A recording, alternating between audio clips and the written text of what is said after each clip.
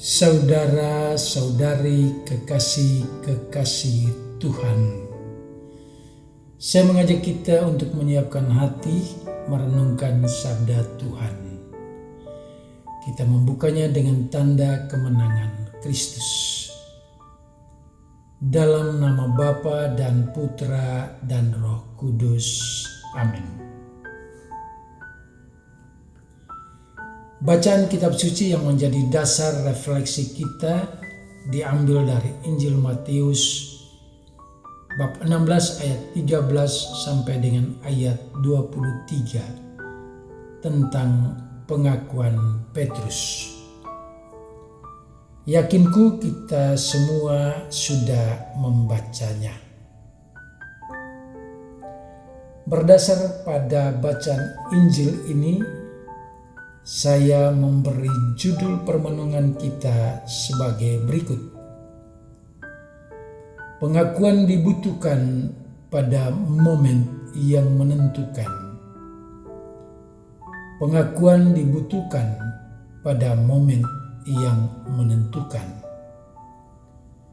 Kekasih Tuhan. Pengakuan akan diri pribadi berkaitan dengan kualitas dan sungguh-sungguh real, tidak dinyatakan oleh diri sendiri, tetapi datangnya dari pihak lain atau datang dari orang lain. Kisah Injil hari ini menjelaskan hal tersebut. Dalam Injil Matius bab 16 ayat 15 sampai ayat 16 terbaca di sana. Lalu Yesus bertanya kepada mereka, "Tetapi apa katamu? Siapakah aku ini?" Dan Simon Petrus menjawab, "Engkau adalah Mesias, Anak Allah yang hidup." Kekasih Tuhan. Jawaban Petrus adalah bentuk pengakuan resmi dan berdasar, berkualitas dan sungguh real.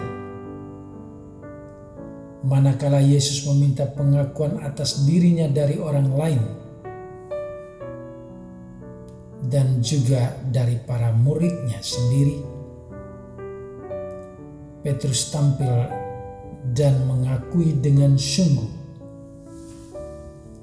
"Engkau adalah Mesias, Anak Allah yang hidup." Pengakuan ini bukanlah pengakuan lip service atau pemanis bibir atau pengakuan untuk mencari muka atau mencari untung, tetapi pengakuan Petrus ini berasal dan atau bersumber dari Allah. Mengapa demikian? Karena pengakuan Petrus melampaui apa yang dipikirkan manusia. Pengakuan Petrus bernilai ilahi, sangat teologis dan sangat dogmatis. Maka Yesus mengatakan kepadanya, "Bukan engkau yang menyatakan, tetapi Bapa-Ku, atau Allah yang mengatakannya." Pada titik ini, Petrus dipandang sebagai sarana pribadi yang dipakai untuk menyatakan kemuliaan Tuhan. Kekasih Tuhan. Ingat momen-momen menentukan kala Yesus diakui dan pengakuan itu sungguh benar dan berdasar, jujur dan meyakinkan. Ingatlah ketika pembaptisan Yesus, Allah sendiri yang mengakukan Yesus, "Inilah anakku yang kukasihi, kepadanya aku berkenan. Ketika peristiwa perubahan rupa di Gunung Tabor, Allah sendiri yang mengakukan Yesus, "Inilah anakku yang kupilih, dengarkan dia." Pada peristiwa salib, seorang algojo mengakui Yesus adalah sungguh Allah. Para rasul dalam Kisah Para Rasul setelah peristiwa Pentakosta, pada khotbah Petrus, mereka menyatakan dan atau mengajak semua hadirin mengakui bahwa Yesus yang kamu bunuh itu adalah Tuhan dan Kristus. Kisah Para Rasul bab 2 ayat 36. Inilah beberapa rentetan momen pengakuan yang menentukan, baik datang dari pihak Allah sendiri dan dari Allah melalui manusia si Petrus, maupun pengakuan yang bersumber dari kesadaran dan iman manusia sendiri, seperti pengakuan algojo di bawah kaki salib Yesus. Bagaimana cara atau momen di mana Anda dan saya mengakui Yesus? Apakah mengakuinya sebagai keindahan, sebagai kebaikan, sebagai pembantu atau penolong, sebagai pelepas dahaga, atau sebagai penawar kepahitan hidup? Apakah Yesus kita akui sebagai kemesraan, sebagai pemulihan, sebagai sang miskin, sebagai pencinta pendosa, sebagai kawan para koruptor, sebagai rekan pengemis cinta, sebagai rekanan bisnis, sebagai penghalang selingkuh, sebagai penolak mesum, sebagai kolega para pemabuk, bahkan sahabat para mafia, dan lain-lain lagi? Ataukah paling gampang cara kita mengakui Yesus itu seperti Petrus dan algojo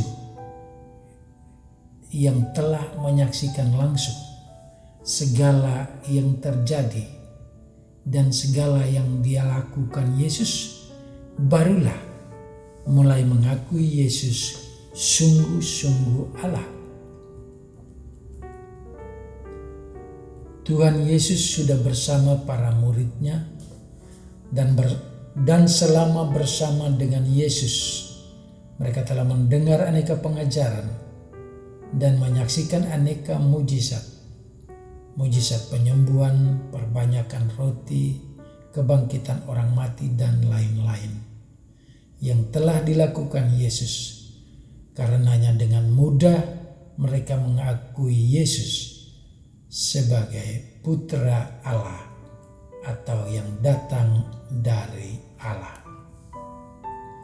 Jika dengan peristiwa yang tercatat dalam kisah Injil bahwa Yesus meminta mereka harus menyatakan dari hati mereka siapakah Yesus itu dan bukan menurut orang lain atau kata orang, maka bisakah kita dalam perjalanan hidup di bumi ini, di komunitas kita, di lingkungan kerja kita, atau di mana saja kita berada dan beraktivitas, beranikah kita bersaksi kepada dunia dan orang lain dengan jujur berkata, "Saya dengan sepenuh hati percaya pada Yesus.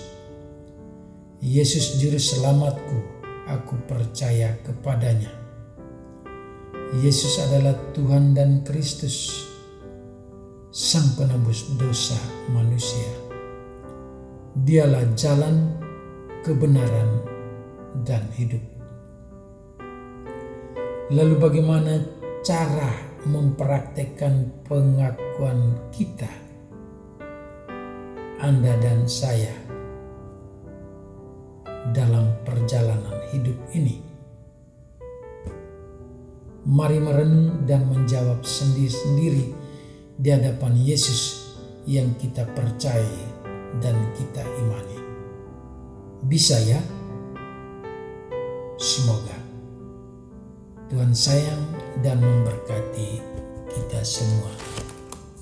Kemuliaan kepada Bapa dan Putra dan Roh Kudus, seperti pada permulaan, sekarang, selalu, dan sepanjang segala abad. Amin.